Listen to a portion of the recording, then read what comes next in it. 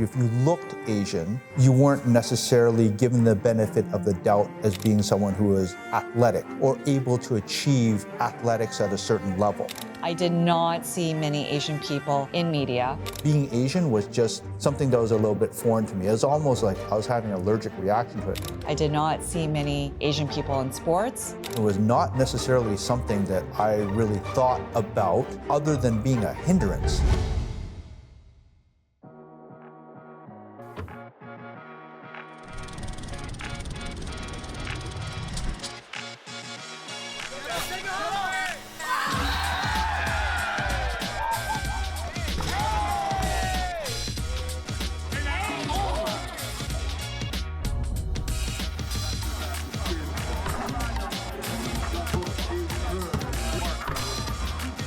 We realized what basketball could help us with in our lives beyond the enjoyment of playing. It's about sports. It's about community. It's about introducing something to young people. And what we wanted to do was find a way to capture this magic in a bottle and spread it more broadly. The Asian Roots Collective. This is our legacy. This is our story.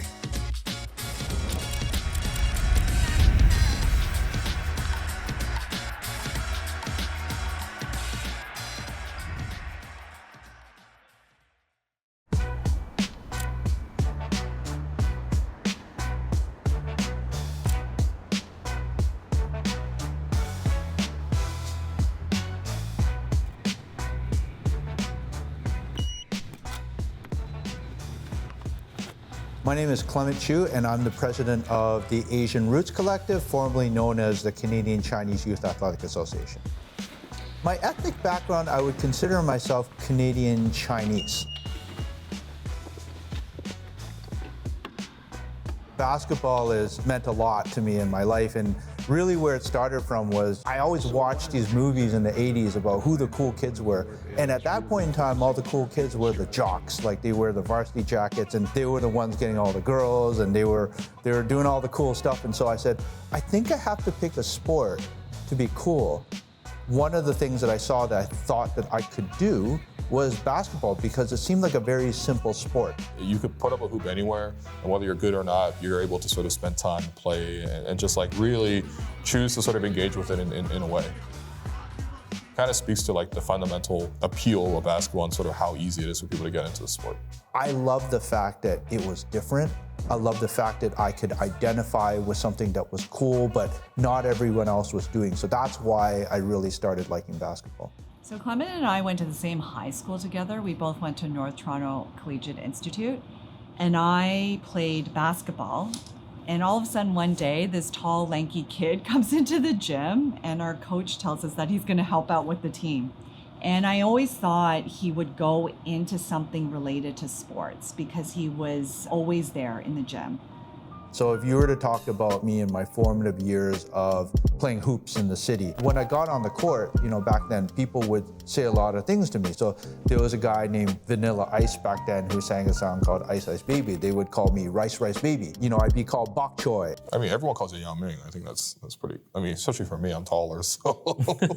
Whenever you look different and you come from a different background, that will always be at the back of the mind for somebody. If you have somebody who's different on the opposing team and you're trying to knock down that team and get into that player's head, those comments are thrown around way too easily, in my opinion. When we talk about how the organization started, there's a gentleman named David Kuo. We started CCYAA really to expand our passion for the game so more kids and more youth have the opportunity to play. At the same time, we also recognize sports is such a great opportunity for people to connect, being active and just have the hobby. And so he had the vision to say that let me look out in the community and see what other young people are similar to myself where they're playing at a relatively high level, but we can help to facilitate, basketball for the Chinese community. So David found myself. To summarize this quickly, because I think that this... I was someone who was playing quite a bit of basketball. I'd run some local camps, and he found some other people in the community. And so we formed together to basically run a basketball tournament. And that's kind of how the organization started.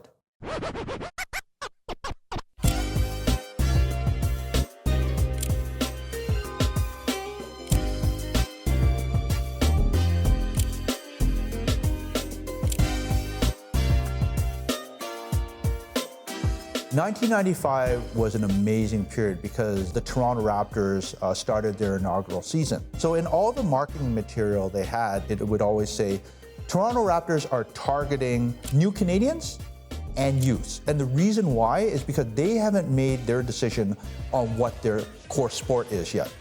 If we go back like 30 odd years to when the Raptors first came, like basketball wasn't as prominently played. In 95, the Leafs reigned supreme, and also the Blue Jays. The Blue Jays are basically coming off a back-to-back World Series championship. So if that's the fan base, they're like, they've got a foothold on them. And so we gotta create awareness, and we've gotta make people interested in basketball. So we sat back as an organization, we're like, what they just said, new Canadians and youth, that's us. So there's no internet back then. And we literally just like grabbed our father's suits, and we walked down to the offices, knocked on the door, and said, hey, what you guys said you're looking for, that is us. And so we had an opportunity to part with them in the early days. I think the timing of his vision worked really well with the Raptors because the Raptors was also growing. It was a combination of a really incredible vision and the timing of where things were with Toronto that this was able to grow in the way it did. We started running 3-on-3 basketball tournaments in the parking lot of Pacific Mall. We would go to Canadian Tire, buy a couple hoops, and just put out a flyer and say, hey, anybody want to play 3-on-3? We're gonna have a basketball tournament. And it was just full to the point where within a couple years, we had over 100 teams playing in this tournament. We even built a court inside the middle of the mall. And the entire mall was just full of people watching people playing basketball. There's something engaging about watching people do physical activity and competing at the highest level that still engages people who aren't necessarily into basketball. And I think that that's where we learn the showmanship of running an event or creating a platform, that it's not just necessarily about the purity of the game itself, but how can you make this engaging to a broader audience?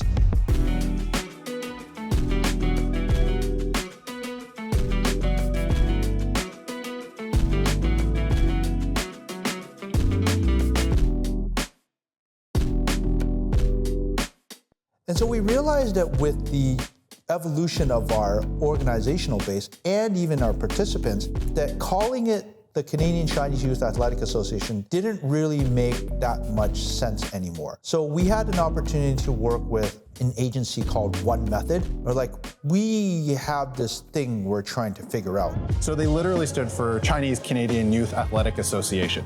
But when we broke it down, when I initially talked to Clem, the pitch was like, I don't actually think you're any of these things. I actually think you're more than all of them. Not everything we did was exclusively for the Chinese community. We're not necessarily just focusing on youth, and we sure as heck were doing a lot more than just athletics. So our first step was to bring in the people that were the experts. We brought in the staff of the CCYAA at the time, and we just talked to them about like, what made you be interested in this organization to begin with? What do you want it to be? How do you want it to make you feel? Your DNA, where you came from, is from basketball. So the three-point arc, your shot arc, that's sort of your genesis. But what you're trying to do now is you're trying to tell the story and the successes of this generation's North American Asian. So there's a narrative arc that comes with not just the story of the community, but also your organization. And so we felt very good about the rebrand and sort of the new calling card for the organization.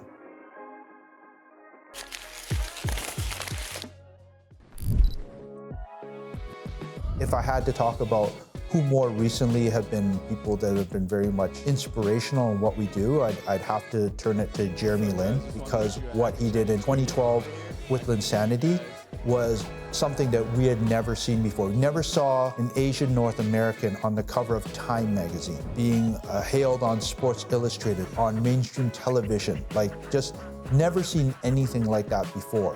When we don't see others in those kind of role, then you don't think it's possible. So often, Chinese kids at street ball, you might not get picked to play in a team. But maybe after Jeremy Lin, people might think twice. Looking inward and realizing that there's this guy out here that's really the ambassador for North American Asian basketball, we approached him and said, how would you like to help us in terms of our grassroots youth basketball program? What do you have in mind?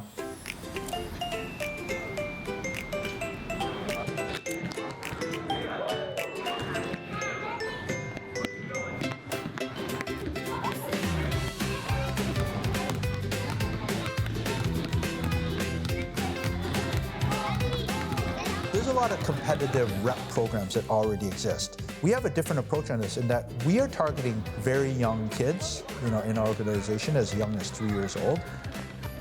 Actually, our whole organization's goal for the kids is not for them to become the next NBA player, but we want them to be engaged and have fun and just be physically active and learn to love the sport of basketball. It's that when we look at you, Jeremy, as a basketball player, we look at you as your whole person, where you're a philanthropist, you're an entrepreneur, you're an investor. These things are the things that we want young people to get out of the sport. Like, I think the benefits of playing sport are so vast that I would love to have that reinforced under my name. And we're like, yes, and we would love to use you as that point of inspiration and use you for storytelling to be able to inspire these young people to get into some of those other aspects beyond playing the game. And that's kind of how the basketball school generated. The other gentleman who has made a big difference for our organization would be the actor Simu Liu. We've had the opportunity to work with him early on, even before Kim's Convenience, where he came and talked to the youths in our community about non-conventional career paths, things like being a professional athlete, being a makeup artist, and being an actor. And he started his speech off by doing a backflip. Just got every kid's attention in the room right away. And I was like, this guy's really good. And so we started just working together locally in the community, getting out there and meeting with, Asian youth groups and things like that. And so we developed a very good rapport. That's where we've had this great working relationship where he's challenged us, he's inspired us to try and foray into other areas. And that relationship has continued and keeps going to this day.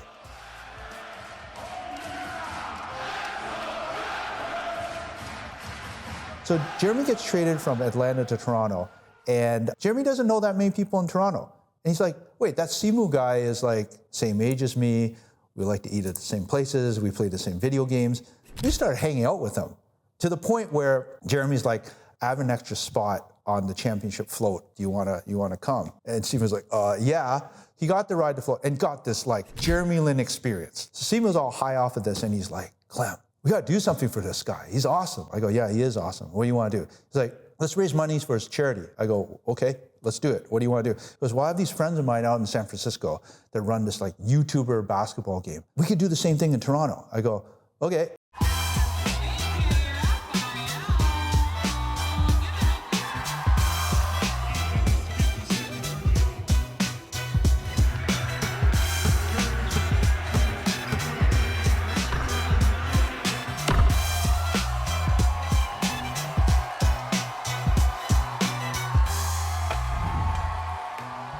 That was how the celebrity game started.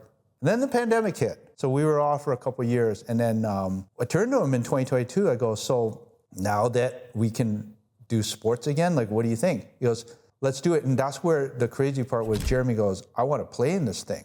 That's when we started the next version of our Celebrity Classic, which has eventually evolved to Arc World.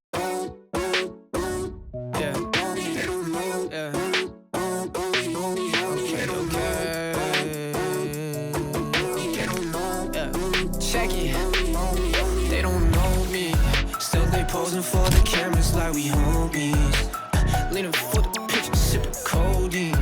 Normally I let it slide like they control me, but that's the old me. Yeah, dog, I'm him. Papa, I don't pass. I love these Kevin who wins. They all tryna chase me back. We were never friends. Y'all so damn insufferable. Y'all getting too comfortable. everyone who I've talked to who's gone, they usually come away with just a great impression. I think first off, like, it's not just the game itself, it's also just bringing out the community. You know, there's food vendors and just like different little small businesses that are able to sort of, you know, make it a bigger event than just the game itself. And then of course, I think everyone's there to see the celebrities, everyone's there to see Jeremy Lin.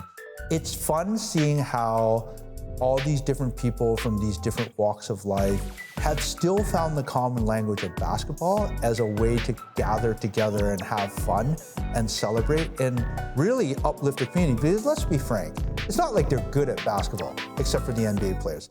Really, the point is that when you bring them here, a young person can see up close in person, out on the court, an award-winning Netflix comedian, a Marvel superhero, a guy who played in the NBA.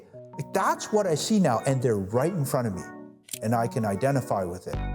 To be able to have a platform where you can highlight the good in our community is a really good thing. And I think ultimately that will break down barriers. The most critical thing that helped us to get to success was the people who ran it. And I think that our committee has been very dedicated and focused and vision-driven to be able to kind of pull this off. And we realized pretty early on that one good volunteer outweighs 100 mediocre volunteers. When you have good people in your organization, that attracts other good people because they want to work with people that are values aligned.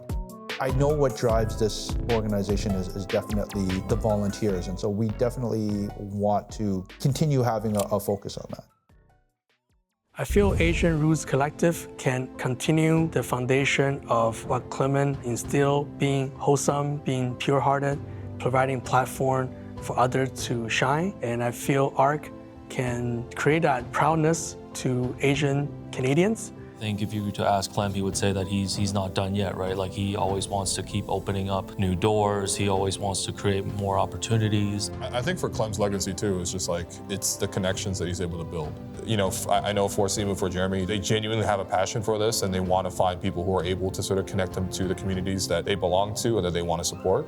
And I think that that's what Clem does, is that he actually is able to facilitate that. We are now seeing the evolution of Asian Roots Collective, but I feel like knowing Clement and the team behind him, this is just the beginning. I think there are going to be many more chapters that we're going to see, and only then will we be able to figure out what the legacy is. In the meantime, it's just really exciting to be on this ride. So what I'm hoping that people get out of seeing this story is that I'm a guy who has gone through a traditional path, but I've been able to uncork this whole other universe of things that I do through nonprofit. The fulfillment, the life experience, the friendship that I've achieved through volunteering and just being out there far outweighs anything I do in my day job. And so the message that I would love for people to get is like, man, you could have this whole other world of opportunity and fun and friendship and experience by just contributing to the community. And I think that, like, selfishly, it's been so much fun, you know, for me to do this. But I want other people to get that opportunity as well. And hopefully that's what they kind of get out of this.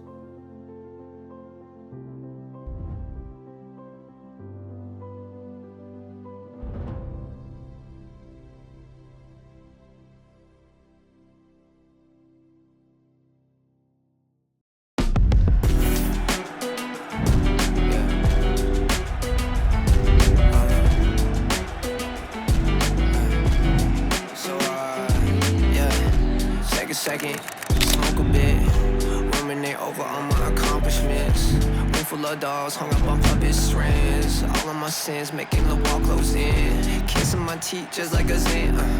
On the mic, do anything for a ring. I need more than one, like the voices. I traded my queen, gambit my king. I'm a bad man, I will admit, but I got fashion. All caps, caption this, we live it lavishly. Ratchet, clat admit, we going back. Sipping out the acid trip so haphazardly. I hate to leave you in